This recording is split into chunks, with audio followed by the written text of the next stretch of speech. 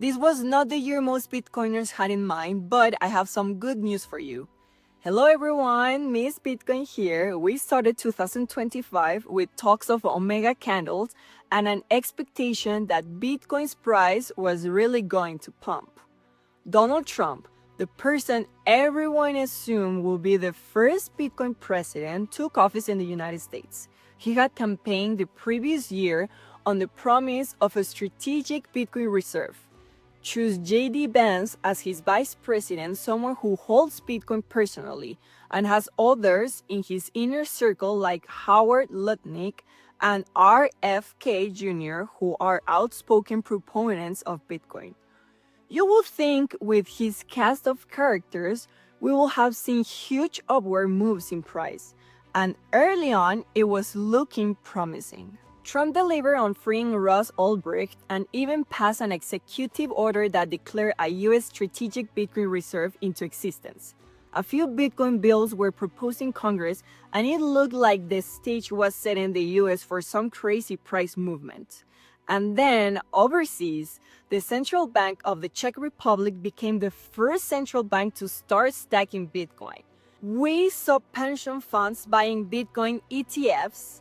Larry Fink of BlackRock even suggested Bitcoin could be eating away at the dollar's global reserve currency status. And yet, here we are. Bitcoin is down in dollar terms on the year. How could this possibly be? Well, there are a number of plausible explanations ranging from Wall Street shorts to nation-state manipulation designed to shake us out of our Bitcoin to OGs selling portions of their large stacks. Who knows? Maybe it's a combination of factors, but all of this is just noise. Here is the signal you need to pay attention to. The fundamentals remain unchanged. Bitcoin is still the largest global network on Earth, backed by enormous amounts of energy and coordinated through thousands of decentralized participants running nodes.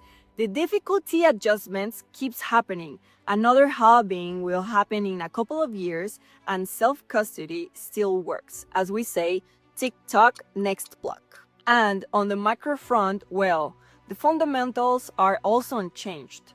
Governments keep spending endlessly feeding the military-industrial complex and finding new ways of revoke our privacy and freedom. This means that the path forward remains unchanged. Lots more money will be printed, inflation will run hot, and a growing number of people will seek out a solution. Some will find gold or other traditional commodities, but most, especially as younger generations continue to inherit and earn their own wealth, will find Bitcoin. If you zoom out, there is only one way for Bitcoin to go up, and that is up. So, if the 2025 price action has been a letdown for you, maybe take a deep breath and ignore all the speculation about what's caused the downward price pressure. It just doesn't matter. And if you need one more encouragement, remember this. Bitcoin's upward price action is the least interesting aspect of its value. What really makes it significant is that you can custody it yourself. That nobody has a monopoly to print more of it and devalue your holdings. That you don't need to fill out paperwork or get anybody's permission to start using it. And that you can carry it across borders without confiscation or detection. In other words, Bitcoin is as decentralized, secure, permissionless, scarce, portable, and censorship resistant as it has ever been.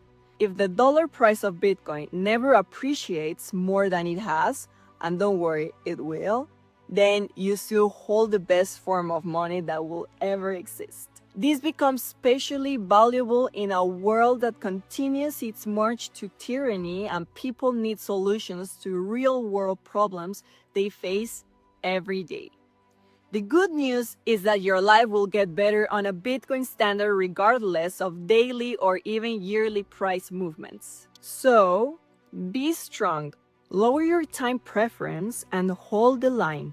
The future belongs to the Bitcoiners with diamond hands and hope for a better future. Here's to a great 2026. Feliz Año Nuevo!